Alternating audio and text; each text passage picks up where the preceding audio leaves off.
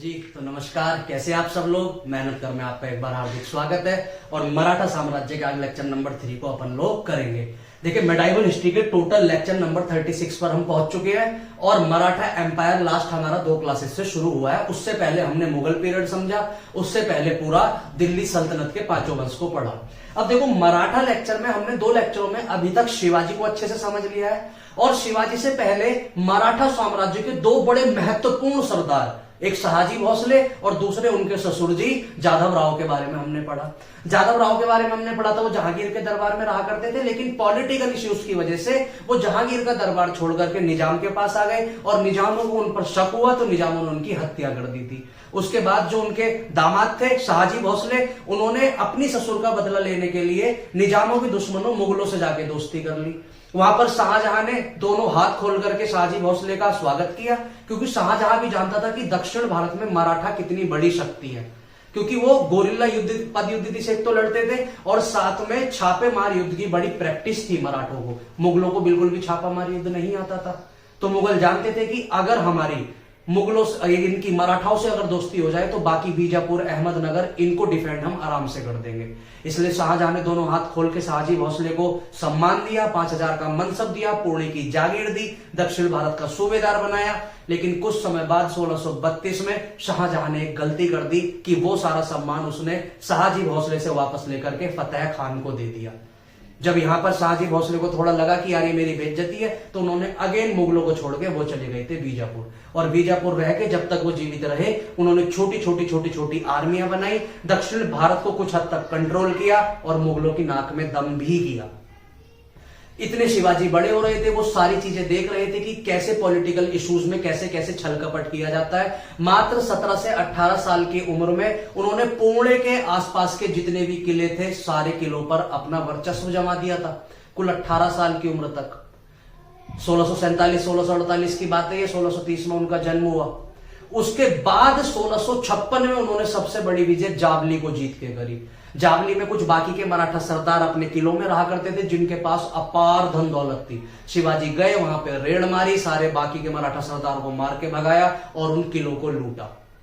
उसके बाद जब दक्षिण भारत में वो अपना वर्चस्व फैलाने लगे, दक्षिण भारत में मराठा साम्राज्य का विस्तार करने लगे, तो बीजापुर से अफजल खान आया। अफजल खान हम पढ़ चुके हैं कि शिवाजी ने उसकी आंतें बाहर निकाल दी थी। ये सारी चीजें धीरे धीरे बैठ के औरंगजेब उत्तर भारत में देख रहा था। वो नहीं चाहता था कि दक्षिण भारत में कोई ऐसी शक्ति पनपे जो आने वाले समय में मुगलों की नाक में दम करे। इसलिए उसने शिवाजी को डिफेंड करने के लिए अपने मामा शाइस्ता खान को भेजा। शाइस्ता खान को 1663 में भेजा गया। 1664 में शिवाजी ने उनको बहुत गंदा मारा, हम पढ़ चुके हैं जसवंत सिंह की सहायता से। फिर 1664 में ही उन्होंने सूरत को लूटा और 1665 में सूरत को लूटना डायरेक्ट चुनौती देना था मुगलों को, क्योंकि मुगलों का सबसे प्रमुख सीपोर्ट, बंदरगाह, डॉकयार्ड, सबसे ज्यादा अगर मुगलों का समुद्री सीमा से कहीं से व्यापार हुआ करता था तो वो सूरत का ये था जहाज अड्डा, बंदरगाह, और शिवाजी ने जाके उसी को लूट लिया था। ये औरंगजेब को खुली चुनौती थी। तो औरंगजेब ने, जब शिवाजी ने 1664 में सूरत लूटा, तो औरंगजेब ने उत्तर भारत से अपने सबसे विश्वास प्रेमी सेनापतियों में से एक जय सिंह को, जो आमेर के राजा थे, उनको शिवाजी को टैकल करने के लिए भेजा। और 1665 में शिवाजी जय सिंह दक्षिण भारत आए और उन्होंने पूरे पुरंदर के किले को चारों तरफ से घेर लिया। पुरंदर का किला वो किला था जिसमें शिवाजी ने अपनी सारी लूटपाट किया गया धन, सारी पूंजी, अपना पूरा परिवार जिस किले में उनका रहा करता था, उस किले का नाम था पुरंदर का किला। स्ट्रेटेजिक पॉइंट ऑफ व्यू से बड़ा ही महत्वपूर्ण किला था। उस किले को चारों तरफ से आके जय सिंह ने घेर लिया। प्लस दक्षिण भारत में जितने भी शिवाजी के दुश्मन थे सबसे जाके जय सिंह ने गठबंधन बना लिया और सबने मिलकर शिवाजी पर आक्रमण किया। जब 1665 में शिवाजी को दिखा कि अब मेरे पास समझौते के अलावा और कोई ऑप्शन नहीं है, तब उन्होंने 1765 में जय सिंह से पुरंदर की संधि करी थी। इस पुरंदर की संधि में से 35 में से 23 किले जो शिवाजी ने अपने पहले जीते थे, उनमें से 23 किले, 35 में से 23 किले मुगलों ने ले लिए। बाकी के 12 किले शिवाजी को सिर्फ इसलिए दिए गए कि वो मुगल राजा औरंगजेब से वफादार रहे। अगर ये 12 किले उनको इसी शर्त पे दिए गए कि आप औरंगजेब से बिल्कुल भी बगावत नहीं करेंगे। अगर आपने औरंगजेब से बगावत करी तो बाकी के 12 किले भी आपसे छीन लिए जाएंगे। शिवाजी ने बोला ठीक है, कोई दिक्कत वाली बात नहीं है। अब उसके बाद हमने देखा था जो जयसिंह है, जयसिंह क्या करता है कि एक गठबंधन बनाने की कोशिश करता है कि अगर शिवाजी और औरंगजेब आपस में गठबंधन बना ले तो दक्षिण भारत पर मुगलों की पकड़ बड़ी आसानी से अच्छी हो जाएगी। तो वो जैसे तैसे करके शिवाजी को मुगल दरबार में लेके जाता है। वहां पर औरंगजेब शिवाजी का बहुत ज्यादा अपमान कर देता है और तो और उनको आगरा में कैद कर लेता है। जैसे तैसे उसी साल वो जेल में से भाग के आते हैं। 2-3 साल वो कुछ नहीं करते। 1670 में वो फिर दोबारा सूरत को लूटते हैं। जेल से कैसे छुट के आए हैं वो कहानी किसी से नहीं छुपी है, हम पहले भी बता चुके हैं कि वो फलों की टोकरी में बैठ के जेल में से निकल जाते हैं और औरंगजेब के जेल में से रिहा होने में उनकी मदद करता है जयसिंह का बेटा। ठीक है जी। और उसके बाद 1676 में गंगा भट्ट नाम का जो पुरोहित होते हैं वो उनको राज्याभिषेक कराते हैं। तब सबसे पहली बार वो अपने को छत्रपति घोषित करते हैं। उनकी 2 तरीके की आर्मी होती है, एक स्थायी आर्मी और एक अस्थायी आर्मी। स्थायी आर्मी परमानेंट आर्मी थी जो हमेशा शिवाजी के पास रहती थी। अस्थायी आर्मी टेम्पोरेरी आर्मी वो आर्मी थी जो जरूरत पड़ने पर आया करती थी। उन्होंने पुर्तगाल से संबंध अच्छे करे और पुर्तगाल से 200 तोपें खरीदी। उन्होंने सबसे पहले नौसेना का निर्माण किया। उन्होंने सबसे पहले अपने पूरे मराठा साम्राज्य का निर्माण किया और जिस साम्राज्य का उन्होंने निर्माण किया था शिवाजी उसको बोलते थे स्वराज। स्व मतलब मेरा और राज्य मतलब राज्य, मेरा राज्य। इसलिए उन्होंने जितना भी एरिया शिवाजी ने जीता था वो उस जीते हुए एरिया को एक नाम दिया करते थे जिसका नाम था स्वराज। आने वाले समय में हम पढ़ते हैं मराठा के ही थे बाल गंगाधर तिलक और उन्होंने नारा भी दिया था कि स्वराज मेरा जन्म सिद्ध अधिकार है और मैं उसे लेकर के रहूंगा। तो ये जो स्वराज की जो बात चल रही है ये वो स्वराज है जो मराठाओं का एरिया था जो कभी शिवाजी जीत के गए थे। ठीक है जी। फिर फाइनली 1680 में उनकी मृत्यु हो जाती है। अब जब 1680 में उनकी मृत्यु होती है तो उसके बाद क्या होता है, उनके सक्सेसर, उनके उत्तराधिकारी के बीच में कैसे कैसे जंग चलती है हम उसको पढ़ते हैं। देखो जी, शिवाजी है, शिवाजी के 2 बड़े बेटे थे। एक का नाम था संभाजी और दूसरे का नाम था राजाराम। ठीक है जी। संभाजी का बेटा था शाहू जी। कौन थे इनके बेटे? शाहू जी। और राजाराम के बेटे थे शिवाजी द्वितीय, शिवाजी सेकंड। ठीक है जी। इनका कार्यकाल 1630 से लेकर 1680 तक रहा। जैसे ही शिवाजी की मृत्यु हुई मराठा अगले छत्रपति बने संभाजी जो 1680 से 1689 तक छत्रपति के पद पर रहे। इस बीच ये लगातार औरंगजेब से टक्कर लेते रहे अपने साम्राज्य का विस्तार करने के लिए। इस बीच इन्होंने सबसे बड़ी एक गलती कर दी, क्या कि 1686 में औरंगजेब का एक बेटा था अकबर सेकंड। क्या नाम था जी औरंगजेब के एक बेटे का? Akbar second. Actually Akbar second क्या करता है उत्तर भारत में, अपने बाप औरंगजेब के खिलाफ ही बगावत कर देता है कि पापा गद्दी से तुम हटो, अब गद्दी पर मैं बैठूंगा। औरंगजेब बोलता है तेरी इतनी हिम्मत कि मेरे आगे तू मेरे खिलाफ बगावत कर रहा है, जबकि ये बगावत कभी इसने औरंगजेब ने अपने पापा से करी थी शाहजहां ने कभी ये बगावत जहांगीर से करी थी और जहांगीर ने कभी ये बगावत अकबर से करी थी। तो जब पीढ़ी दर पीढ़ी ये बगावत करने का सिलसिला चलता आ रहा है तो ये भी करता। तो अकबर द्वितीय ने राजगद्दी पर बैठने के चक्कर में औरंगजेब के खिलाफ एक युद्ध छेड़ दिया। औरंगजेब को मार काट के गद्दी से हटाना है और अगला बादशाह अकबर को बनना है, अकबर द्वितीय। अब इसको बाद में पता चला रे मैंने तो गलती कर दी, पापा तो हमारे बहुत हरामी है, पता चल गया तो आंख में गरम सरिया दिलवा देंगे।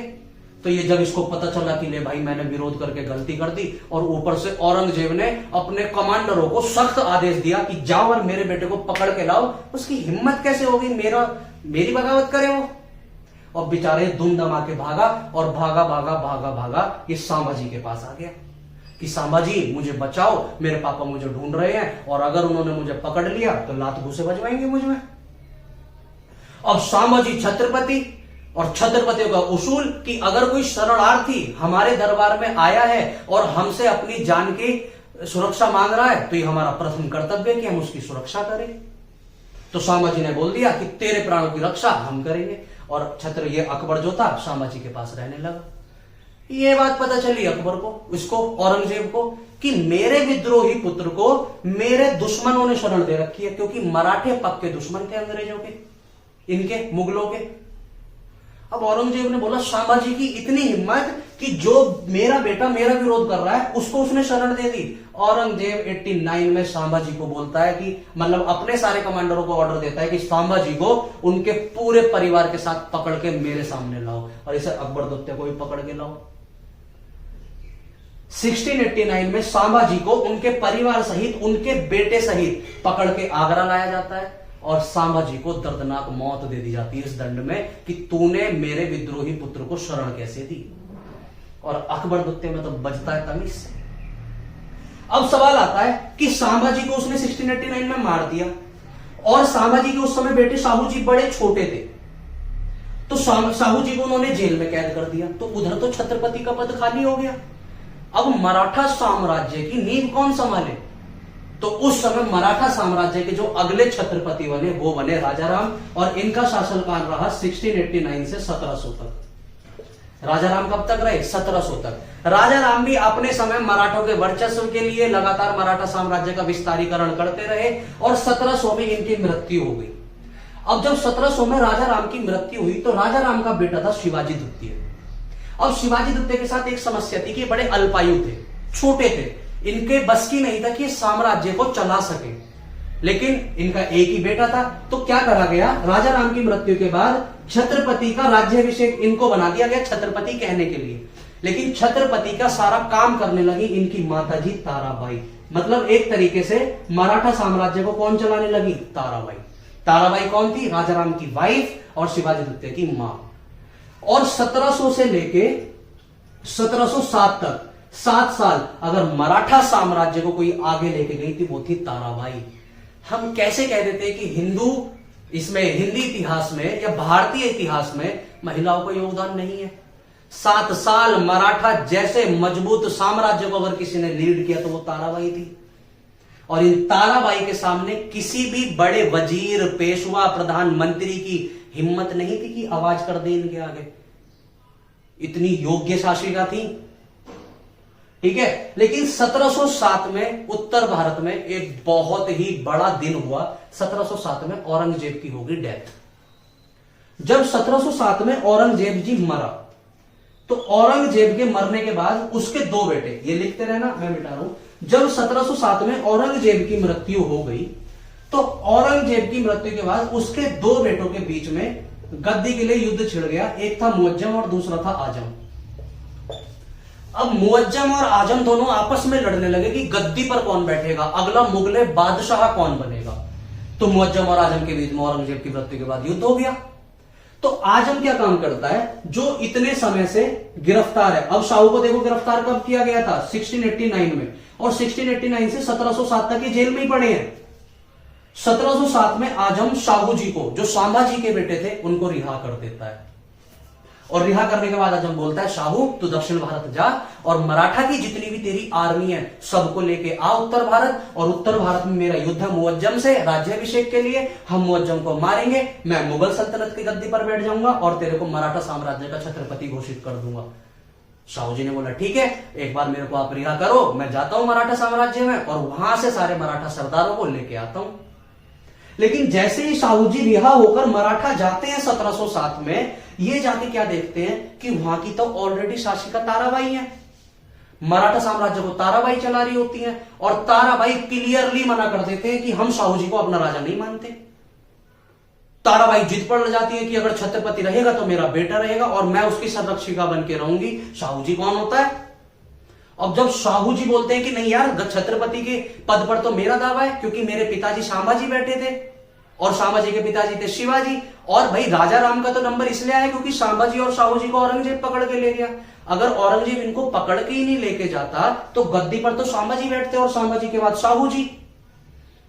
अब शाहू जी और ताराबाई के बीच में जंग छिड़ गई कि भाई मराठा की गद्दी पर कौन बैठे। अब ये इनको लेके जो पूरा मराठा साम्राज्य था वो 2 पक्षों में बट गया। कुछ पक्ष आ गए शाहू जी की साइड और कुछ पक्ष आ गए ताराबाई की साइड। लेकिन जो उस समय मजबूत मराठे सरदार थे वो आए शाहू जी की साइड, क्योंकि सारे मराठे सरदारों का यही कहना था कि वास्तव में छत्रपति होना चाहिए शाहू जी को, क्यों? क्योंकि इनकी पीढ़ी चलती हुई आ रही थी। भाई पहले कौन बने? शिवाजी। शिवाजी के बाद कौन बने? शांबाजी। शांबाजी के बाद राजा राम का नंबर इसलिए आया क्योंकि शाहू जी जेल में थे, और राजा राम के बाद ताराबाई का नंबर इसलिए आया क्योंकि शाहू जी जेल में थे। अगर शाहू जी जेल में नहीं होते तो ताराबाई का नंबर ही नहीं आता। और इस कारण इनमें मराठा में छत्रपति बनने के लिए 1707 में एक युद्ध हो जाता है जिसको हम बोलते हैं खेड़ा का युद्ध। कौन सा युद्ध जी? खेड़ा का युद्ध। इस खेड़ा के युद्ध में शाहू जी की अगर सबसे ज्यादा जीतने में कोई मदद करता है तो वो होता है बालाजी विश्वनाथ। बालाजी विश्वनाथ शाहू जी को छत्रपति बनाने में सबसे अहम भूमिका निभाता है। ये बहुत ही चतुर, बहुत ही बहादुर पेशवा होता है। और बालाजी विश्वनाथ सिर्फ शाहू जी को जिताता ही नहीं है इस युद्ध में, बल्कि ताराबाई कि जितने भी प्रमुख बड़े बड़े सेनापति होते हैं उन सबको ताराबाई की साइड से हटा के शाहू जी की साइड लेके आ जाता है। और इस युद्ध में एक तरफा जीत हो जाती है शाहू जी की। जब 1707 में खेड़ा का युद्ध शाहू जी जीत जाते हैं तो जीतने के बाद ये अपना राज्याभिषेक करते हैं सतारा में। महाराष्ट्र में एक जगह पड़ती है सतारा, और सतारा में ये अपने आप को छत्रपति घोषित कर देते हैं। ठीक है, अब बात आती है कि ताराबाई कहां जाएंगी, तो ताराबाई चली जाती है। फिर महाराष्ट्र में एक जगह पड़ती है कोल्हापुर। हम कोल्हापुरी चप्पल पहनते हैं, तो कोल्हापुरी जो चप्पल है वो यहां कोल्हापुर में ही बनती है। बड़ी फेमस चप्पल होती है कोल्हापुरी चप्पल, वो यहां बनती है जहां पर महाराष्ट्र में ताराबाई खेड़ा के युद्ध को हारने के बाद 1707 में चली गई। ठीक है जी। और उसके बाद अगर पूरे मराठा सरदार के कोई छत्रपति होते हैं तो वो होते हैं शाहू जी। ठीक है, तो अब शाहू जी को पढ़ना शुरू करते हैं। मिटा दे जी, लिखते रहना सर। तो देखो, अब अगर हम सीधा सीक्वेंस लिखे तो पहले शिवाजी 1630 से 1680, फिर इनके बेटे संभाजी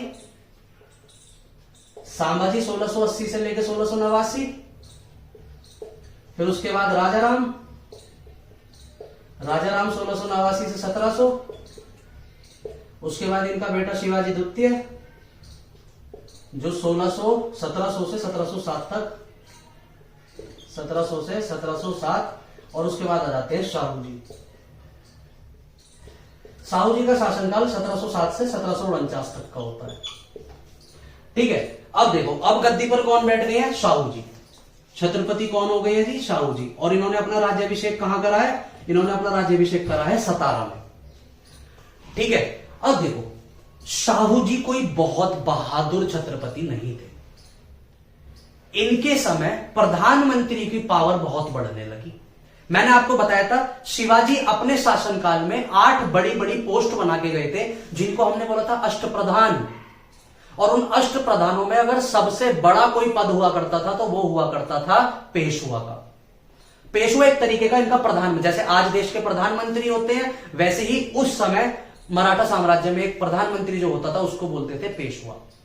पेशवा की जिम्मेदारी हुआ करती थी कि अगर राजा किसी मुहिम पर गए हैं, राजा किसी कारणवश अपने साम्राज्य को छोड़कर किसी युद्ध लड़ने गए हैं, किसी कारणवश बाहर गए हैं, तो उस समय राजा के बिना अगर उस साम्राज्य को कोई संभालेगा तो वो संभाला करता था पेशवा। तो पेशवा मराठों के सबसे प्रमुख मंत्री हुआ करते थे। लेकिन शाहू जी के समय छत्रपति, क्योंकि ये छत्रपति थे और शाहू जी बहुत ज्यादा योग्य नहीं थे। पेशवा समझे? अब देखो शाहू जी के बारे में हम पढ़ना शुरू करते हैं। शाहू जी, हमने यहां पर इनका कार्यकाल तो लिख ही लिया है, 1707 से 1749 तक ये छत्रपति के पद पर रहे। शाहू जी कोई बहुत योग्य छत्रपति नहीं थे। इससे पहले जो शिवाजी, संभाजी, राजाराम शिवाजी द्वितीय, ताराबाई जो थी वो बहुत योग्य थी। तो इनके समय में किसी भी मंत्री की इतनी औकात नहीं थी कि वो इनके खिलाफ आवाज उठा दे। लेकिन क्योंकि शाहू जी कोई बहुत योग्य छत्रपति नहीं थे तो इनके समय में इनके प्रधानमंत्री आगे आने लगे, और इनके समय में प्रधानमंत्री को क्या बोला जाता था? पेशवा। क्या बोला जाता था? पेशवा। अब मैंने बताया शाहू जी को 1707 में अगर गद्दी पर बिठाने पे सबसे ज्यादा किसी ने मदद करी थी तो वो था बालाजी विश्वनाथ। और बालाजी विश्वनाथ ने ही बड़े ही अपने दिमाग से, बड़ी चालाकी से शाहू जी को छत्रपति बनाने में मदद करी थी। खेड़ा के युद्ध में ताराबाई को हरवाया, एवं ताराबाई के जितने प्रमुख सेनापति थे सबको अपनी तरफ बालाजी विश्वनाथ लेके आ गए। तो बालाजी विश्वनाथ से शाहू जी बड़े राजी हुए। कि यार तेरी वजह से मैं छत्रपति बना हूं। और जैसे ही 1707 में शाहू जी छत्रपति बने, उन्होंने बालाजी विश्वनाथ को अपना एक पद दिया, जिस पद का नाम हुआ करता था सेना करते। क्या नाम हुआ करता था जी? सेना करते। देखो समझो, आर्मी में दो पोस्ट हुआ करती थी, एक सेनापति और एक सेना करते। सेनापति वो हुआ करता था जो युद्ध में अपनी आर्मी के साथ जाता था, उनका लीड करता था, उनका कमांडर हुआ करता था, और आगे जाके हाथ पैर सामने वाले के तोड़ ताड़ के अपनी आर्मी को वापस लेके युद्ध जिता के आ जाया करता था। लेकिन सेना करते उस पूरी आर्मी को जितने हथियार चाहिए, कौन सी ड्रेस चाहिए, तोप कहां से आएंगी, लाठी डंडा पिलास हथौड़ा छैनी कहां से आएगा, सारा लाठी चाहिए ना जी लड़ने के लिए, बारूद बंदूकें तोप गोले कहां पर जाके रुकेंगे, उनके खाने की व्यवस्था, रहने की व्यवस्था, सारी जो व्यवस्था करता था आर्मी की, उसको बोलते थे सेना करते। एक तरीके से मैनेजर ऑफ द मिलिट्री, प्रबंधक जो हुआ करता था, उसको बोलते थे सेना करते। तो कहीं ना कहीं सेना करते बड़ा ओहदा था सेनापति से। तो बालाजी विश्वनाथ को सेना करते बनाया गया 1707 में, और करते करते करते करते इनको प्रमोशन मिलता गया, इनका इंक्रीमेंट होता गया, और सेना करते के बाद 1713 में इनको बना दिया गया पेशवा। क्या बना दिया गया जी? पेशवा, बालाजी विश्वनाथ को। तो इनको पेशवा कब बनाया गया? 1713 में। पेशवा मतलब शाहू जी का प्रधानमंत्री। अब देखो, जब इनको पेशवा बनाया गया उसके बाद क्या हुआ उसको समझते हैं। डस्टर उठा लूंगा। देखो,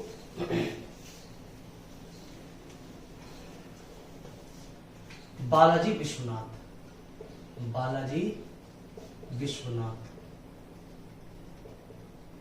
1713 से 1719, इनका कार्यकाल पेशवा में बड़ा छोटा रहा, लेकिन इस समय बहुत कुछ करके चले गए। देखो, गोवा वाले एरिया में एक जगह है कोंकण, जो समुद्री एरिया के पास पड़ती है। वहां पर एक ब्राह्मणों की कैटेगरी मिलती है जिसको हम बोलते हैं चित्पावन ब्राह्मण। चित्पावन ब्राह्मण, इन ब्राह्मणों के बारे में बोला जाता है ये बड़े इंटेलिजेंट होते हैं, बड़े चालाक, स्किल्स में बड़े तेज होते हैं। महाराष्ट्र वाले एरिया में जितने भी नामों के पीछे आपको कर लिखा मिलेगा, कर, वो सारे चित्पावन ब्राह्मण होते हैं। जैसे लता मंगेशकर, सुनील गावस्कर, सचिन तेंदुलकर, तो जितनों भी नामों के पीछे कर लिखा मिलता है वो सारे चित्पावन ब्राह्मण होते हैं। तो ये भी चित्पावन ब्राह्मण थे बालाजी विश्वनाथ। अब ये मत बोलने लग रहे इनके पीछे तो कर नहीं लिखा हुआ। जरूरी नहीं है कि जिनके पीछे कर लिखा है वही चित्पावन ब्राह्मण होंगे, लेकिन जिनके पीछे कर लिखा है वो एटलीस्ट होंगे ही होंगे चित्पावन ब्राह्मण। ठीक है। अब बालाजी विश्वनाथ कोंकण के चित्पावन ब्राह्मण थे।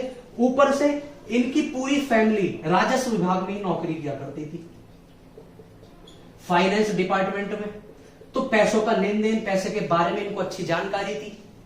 वित्त मंत्री अच्छे हो सकते थे क्योंकि राजस्व विभाग में इनको अच्छी जानकारी थी।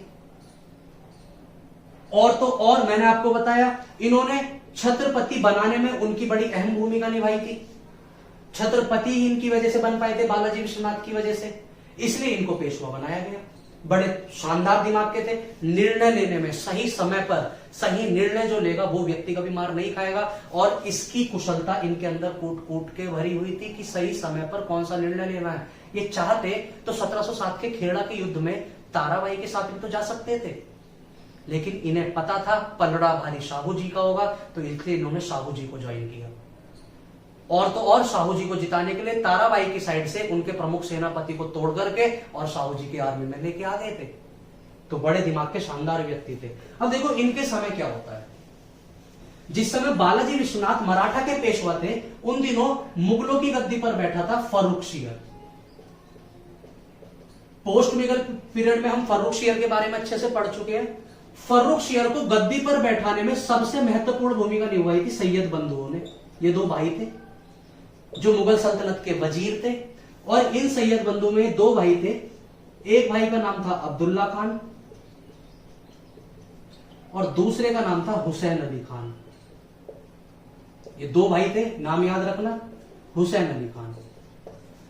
जब फर्रुखशियर को इन दोनों ने मिलकर गद्दी पर बैठाया तो फर्रुखशियर बड़ा राजी हुआ। जैसे पेशवा बालाजी विश्वनाथ ने छत्रपति शाहू जी को गद्दी पर बैठाने में मदद करी, वैसे ही फर्रुखशियर को मुगल बादशाह बनाने में अब्दुल्ला खान और हुसैन अली खान ने मदद करी थी। तो फर्रुखशियर बड़ा इससे राजी हुआ और उसने हुसैन अली खान को दक्कन का गवर्नर बना दिया। दक्कन का गवर्नर मतलब साउथ इंडिया का गवर्नर। और क्यों इसी को बनाया? क्योंकि ये बड़ा प्लानिंग करने में बड़ा माहिर था, बड़ा शातिर था, बड़ा चालाक चतुर था।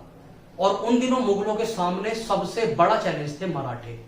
तो मराठे को कंट्रोल करने के लिए दक्षिण भारत का गवर्नर बनाया गया हुसैन अली खान को।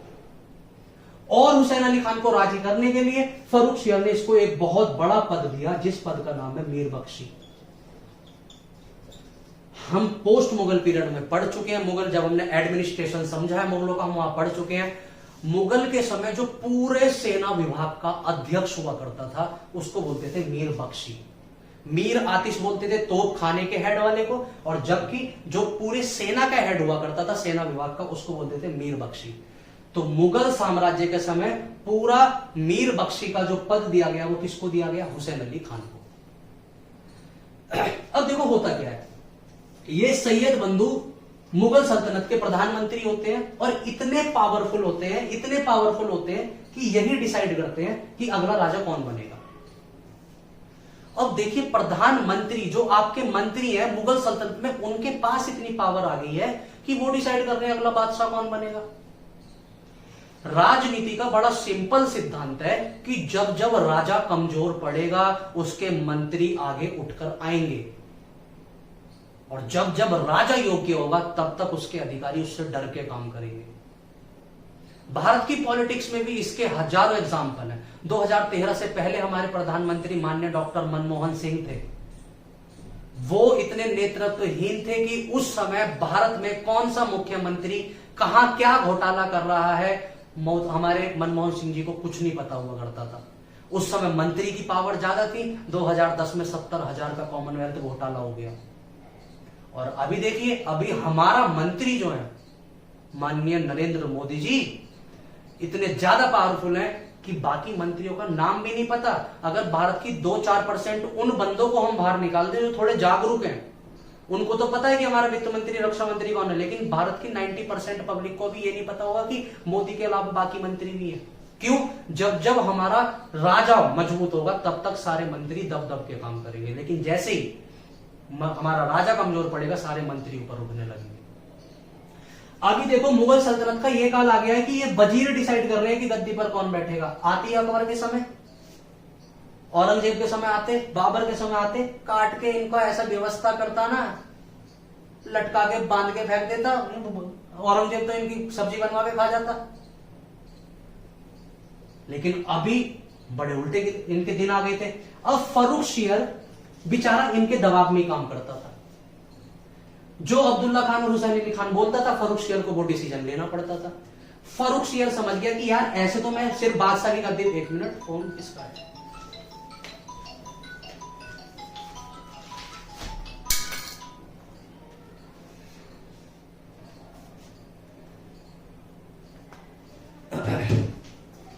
एक मिनट, फोन आ गया था। अब फर्रुख सियर को इनकी हाथ की कठपुतली था, तो फर्रुख सियर ने बोला यार ऐसे तो मैं स्वतंत्रता से शासन कर नहीं पाऊंगा, मैं किस बात का बादशाह, सारे डिसीजन मुझे इनके कहने पर लेने पड़ते हैं। तो फर्रुख सियर ने इनको मारने की प्लानिंग बनाई जी। इनको मारते हैं और मार के इनको अलग करते हैं। अब अब्दुल्ला खान दिल्ली में बैठा था, यह बात पता चली अब्दुल्ला खान को कि जिसको हमने बादशाह बनाया वही हम दोनों भाइयों को मारने की प्लानिंग बना रहा है। इसने तुरंत एक समाचार अपने बड़े भाई हुसैन अली खान को भिजवाया, और हुसैन अली खान को अब्दुल्ला खान ने समाचार में लिखा, मैसेज में लिखा कि भाई तू फटाफट दक्षिण भारत छोड़ के उत्तर भारत आ जा, हमारी जान को खतरा है। जिसको हमने राजा बनाया है वही राजा अभी हमारे खिलाफ षड्यंत्र रच रहा है। यह बात हुसैन अली खान को नहीं बची, क्योंकि वो जानता था कि अगर वो अभी दक्षिण भारत छोड़ के अगर उत्तर भारत गया तो दक्षिण भारत में मराठे रायता फैला देंगे, पूरे दक्षिण भारत को कंट्रोल कर लेंगे। इसलिए वो दक्षिण भारत को छोड़ के नहीं जाना चाहता था। लेकिन मजबूरी भी थी कि अगर ऊपर नहीं जाएगा तो फर्रुख सियर मिलकर अब्दुल्ला खान को मरवा देगा, तो अपने भाई को भी बचाना था। अब मैंने आपको बताया हुसैन अली खान दिमाग का बड़ा तेज था, तो इसने मराठों के साथ एक संधि कर ली। क्या कर ली जी? संधि। अब इसने मराठों के साथ 1719 में एक संधि करी। 1719 में क्या करी? संधि। अब देखो इस संधि के बारे में समझिए, संधि बड़ी लाजवाब है। संधि कौन कर रहा है? हुसैन अली खान। हुसैन अली खान। तो हुसैन अली खान से बात करने आ रहे हैं मराठा की साइड से बालाजी विश्वनाथ। बालाजी विश्वनाथ। जिस समय हुसैन अली खान संधि करने आ रहे हैं उस समय भारत की गद्दी पर कौन बैठा है? फर्रुखसिंह। और मराठाओं के छत्रपति कौन है? शाहू जी। तो मेंस में अगर लिखने के लिए आए तो ऐसे लिख देना, ठीक है। अब देखो इस संधि में क्या होता है। संधि में 2-4 बातें जो आपको पता होनी चाहिए। बालाजी विश्वनाथ 1719 में हुसैन अली खान से सबसे पहले बोलते हैं कि जो साम्राज्य हमारा शिवाजी बना करके गए थे, देखो शिवाजी जो साम्राज्य बनाकर गए थे, शिवाजी उस साम्राज्य को एक नाम दिया करते थे, स्वराज। स्व मतलब होता है मैं, और राज मतलब राज्य, मतलब मेरा राज्य। तो शिवाजी जितने भी एरिया को जीत के पूरा मराठा साम्राज्य बना के गए थे, उसको वो एक नाम दे गए थे, स्वराज। इसलिए आगे आने वाले समय में बाल गंगाधर तिलक मराठी थे, और इसलिए उन्होंने अपने सेंटेंस में भी बोला था कि स्वराज मेरा जन्म सिद्ध अधिकार और मैं उसे लेकर रहूंगा। उस स्वराज में वो कौन सी बात कर रहे हैं? जिसे शिवाजी कभी बना करके गए थे, ठीक है। अब हुआ क्या? शिवाजी की मृत्यु के बाद भाई संभाजी आए, संभाजी के बाद राजा राम आया, राजा राम के बाद भाई शिवाजी द्वितीय आए। तो शिवाजी के समय से ही लगातार मुगलों और मराठों में आपस में युद्ध चल रहे थे, बने इनमें कभी नहीं।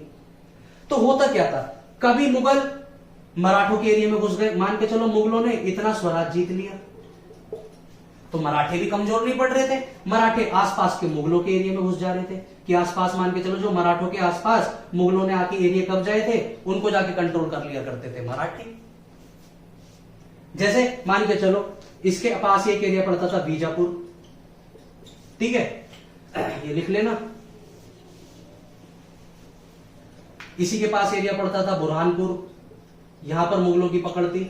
बरार, बरार का किला तो आपने सबने सुना होगा, हैदराबाद। हैदराबाद, मैसूर, कर्नाटक, गोलकुंडा, बीजापुर, अहमदनगर, अजी दुनिया भर के एरिया थे ये, और सारे के सारे एरिया पर मुगलों का कब्जा था, लेकिन मराठाओं ने जाके कब्जे कर रखे थे। तो 1719 की संधि में बालाजी विश्वनाथ ने बोला कि जितना स्वराज हमारे शिवाजी बना के गए थे, उस सारे स्वराज को हमें वापस लौटाओ। और सारा स्वराज हुसैन अली खान को लौटाना पड़ा। क्यों? क्योंकि इन दिनों मुगलों को सारी बातें मराठों की माननी पड़ती, क्योंकि उन्हें मराठाओं से काम निकलवाना था। और जब हमें किसी से काम निकलवाना होता है तो भैया हमें उनकी सारी बातें माननी पड़ती हैं, ठीक है। तो बालाजी विश्वनाथ ने बोल दिया ठीक है, सारा का सारा हम ले लेंगे, हमें कोई प्रॉब्लम। इसने हुसैन अली खान ने बोला कि ठीक है, आप अपना पूरा स्वराज ले लेना। बालाजी विश्वनाथ ने बोला साथ में हमने आसपास के जितने तुम्हारे एरिया को घेर रखा है वो हम तुम्हें नहीं देंगे। मतलब जो हमारा है वो तो हमारा है और तुम्हारा भी हमारा है। हुसैन अली खान ने बोला यार ये क्या बात हुई, लेकिन अगेन उसे आगे बाला विश्वनाथ की मदद चाहिए थी, तो वो इस बात पर भी राजी हो गया। और तो और बालाजी विश्वनाथ ने एक शर्त और रखी कि हम 2 तरीके के टैक्स लेंगे, एक चौथ, दूसरा सरदेशमुख। ये 2 तरीके के टैक्स होते थे जो शिवाजी लिया करते थे। चौथ इसको इसलिए बोला गया क्योंकि ये 1/4 लिया करते थे, मतलब 50%, 25%, ठीक है। ये एक तरीके का सुरक्षात्मक कर हुआ करता था। मराठे कहीं पे भी जाके जब मर्जी तब आक्रमण कर दिया करते थे जी। मराठों ने छल कपट का पूरा साथ दिया है। तो जो साम्राज्य मराठों के आसपास का अगर उनको चौथ नहीं दिया करता था तो मराठे वहां पर जाकर आक्रमण कर देते थे। तो और सारे जानते थे कि अगर मराठे आक्रमण करेंगे तो हम लड़ पाएंगे नहीं, इसलिए वो हम पर मराठे आक्रमण ना करें, चुपचाप टैक्स दे दिया करते थे, चौथ। और जो एरिया मराठों को चौथ दे दिया करते थे, मराठे वहां जाके लूटपाट नहीं करते थे। और चौथ कितना लिया जाता था? 25%। अच्छा, 25% चौथ लेने के बाद 10% टैक्स लेते थे वो इनकम टैक्स, जिसको बोला जाता था सरदेशमुखी। ये 2 प्रमुख टैक्स थे मराठों के। देखो कोई भी देश, कोई भी साम्राज्य कितना आगे जाएगा ये डिपेंड करता है उस पर पैसा कितना है। अरे आप देश और साम्राज्य तो छोड़े, आप घर देख ले। आज के समय में पूंजीवाद घर आगे बढ़ता है, जिसपे जितना पैसा वो उतना बढ़िया। और जो आज भी ये कह रहा हो कि नहीं पैसा कुछ नहीं है, तो उससे बड़ा कोई पागल नहीं है। पैसा सब कुछ है भाई आज के समय में, ठीक है। तो सर देशमुख की टैक्स वो होता था जो रेवेन्यू पे लगा करता था 10% और 25% सुरक्षा टैक्स हुआ करता था 4। देखो मराठा काल में देशमुख बोलते थे टैक्स कलेक्ट करने वाले को, टैक्स कलेक्ट करने वाले को बोला जाता था देशमुख। ठीक है, अब देशमुख एक पद हुआ करता था और धीरे धीरे धीरे धीरे मराठा साम्राज्य में देशमुख की जो पोस्ट थी ये वंशानुगत होती गई कि आज देशमुख के पद पर मैं बैठा हूं, फिर उसके बाद मेरा बेटा, फिर मेरा पोता, फिर पड़पोता, सड़पोता, दुनिया भर के पोते मेरी पोते बैठते जाएंगे। मतलब पद कैसा हो गया? वंशानुगत। तो ये पद वंशानुगत हो जाया करता था। अब धीरे धीरे धीरे धीरे पद अपने आप में एक जाति बनती गई। आप देखते हैं रितेश देशमुख, तो क्या है वो यहां की बात हो रही है। ठीक है, तो ये था 1719 का समझौता जो बालाजी विश्वनाथ हुसैन अली खान से करते हैं। उसमें बोलते हैं पूरा शिवाजी द्वारा बनाया गया हमें स्वराज वापस चाहिए, साथ में जितने भी आसपास के तुम्हारे एरिया हमने कब्जा रखे हैं वो हम तुम्हें नहीं देंगे, और पूरे दक्षिण भारत में हम कहीं से भी जाके एक 2 टैक्स लेंगे, एक चौथ जो सुरक्षा के बदले 25% लिया जाएगा, एक सरदेशमुखी 10%। हुसैन अली खान इस बात पे राजी क्यों हो जाता है? अब इस चीज को समझो। मैंने आपको बताया उधर हुसैन अली खान का छोटा भाई उसको एक मैसेज पहुंचवाता है कि फर्रुख शेर हमें मारने की प्लानिंग बना रहा है। हुसैन अली खान जानता था कि अगर बालाजी विश्वनाथ हमारे साथ हो जाए तो हम मिलके फर्रुख शेर को गद्दी से हटा देंगे और दूसरा अपने हिसाब से राजा बैठा देंगे जो हमारी बात मानेगा। तो क्योंकि हुसैन अली खान को फर्रुख शेर को गद्दी से हटाना था, इसलिए उसने बालाजी विश्वनाथ से समझौता करा। अब समझौता होने के बाद हुसैन अली खान ने 1719 में बालाजी विश्वनाथ से बोला कि बालाजी विश्वनाथ अब देखो मैंने तो आपकी सारी बातें मान ली हैं, अब आपको चीटिंग बिल्कुल नहीं करनी है और आपको मेरे साथ दिल्ली चलना है। बालाजी विश्वनाथ ने बोला दिल्ली चल के क्या करना है कि दिल्ली की गद्दी पर एक बहुत ही बकलोल बादशाह बैठा है जिसका नाम है फर्रुख शेर, हम जाते हैं उसको मार करके और दूसरा बादशाह बनाएंगे। बालाजी विश्वनाथ ने बोला उसको भाई उससे मेरा क्या फायदा होगा कि अगला जो बादशाह बनेगा वो आपको और ज्यादा स्वतंत्रता देगा। तो बालाजी विश्वनाथ ने बोला इससे बड़ी बात मेरे लिए क्या हो सकती है। तो 1719 में सैयद बंधुओं के साथ बालाजी विश्वनाथ जाते हैं, फर्रुख शेर का तख्ता पलट करके मोहम्मद शाह को गद्दी पर बैठाते हैं। आप देखिए कि अभी पेशवा की पावर इतनी ज्यादा हो गई है कि वो डिसाइड कर रहे हैं कि मुगल बादशाह कौन बनेगा।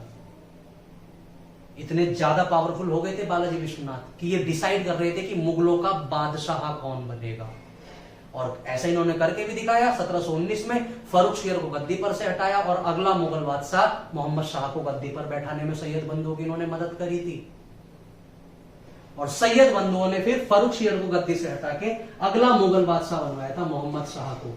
हम पोस्ट मुगल पीरियड में इन सारे बादशाहों के बारे में अच्छे से पढ़ चुके हैं, कितने बकलोल बादशाह थे। और फाइनली 1719 में फिर बालाजी विश्वनाथ की मृत्यु हो गई। 1719 में इनकी मृत्यु हो गई, लेकिन अपने जीवन काल के इन अमृत 6 वर्षों में बालाजी विश्वनाथ इतना कुछ कर चुके थे कि पेशवा का पद अब सबसे महत्वपूर्ण हो चुका था, छत्रपति की पावर बिल्कुल कमजोर हो गई थी, और अष्ट प्रधान में जो बाकी के 7 पद थे वो पेशवा के सामने कुछ भी नहीं रह गए थे। और इसमें कोई अब डाउट की बात थी नहीं कि अगला पेशवा इनका बेटा ही बनेगा, क्योंकि बालाजी विश्वनाथ बड़े ही शक्तिशाली हो चुके थे अपने समय में। किसी की हिम्मत नहीं थी, इवन छत्रपति की हिम्मत नहीं थी कि इनके सामने आवाज कर जाता। शिवाजी के समय छत्रपति डिसाइड करते थे पेशवा कौन होगा, राजा राम के समय छत्रपति डिसाइड करते थे पेशवा कौन होगा, लेकिन शाहू जी के समय पेशवा डिसाइड करता था कि अगला पेशवा कौन होगा, क्योंकि बालाजी विश्वनाथ पहले ऐसे पेशवा थे जिन्होंने मराठा साम्राज्य का पूरा साम्राज्यकरण किया।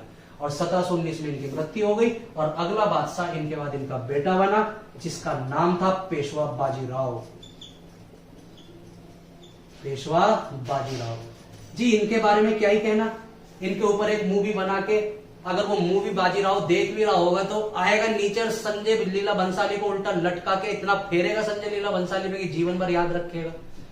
पूरे इतिहास के सबसे महान पेशवा को उसने एक प्रेम के जाल में पागल दिखा दिया है, उसे हंसा हंसा के ढोल बजवा बजवा के मूवी में हंसवाया है, जबकि बाजीराव को असलियत में कभी हंसते हुए देखा तक नहीं गया था। इतना क्रूर, इतना महान था, हमेशा सीरियस रहा करता था, और मूवी में तो उसे ढोल बजवा बजवा के ना हंसाया है।